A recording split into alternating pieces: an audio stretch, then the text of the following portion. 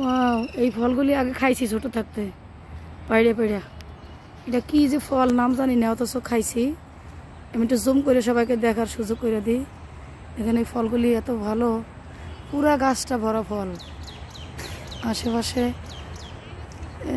দেখি কিছু ফল, পাইড়া কিছু ফল খাই, কিছু ফল পাকছে আর কিছু পাকে নাই।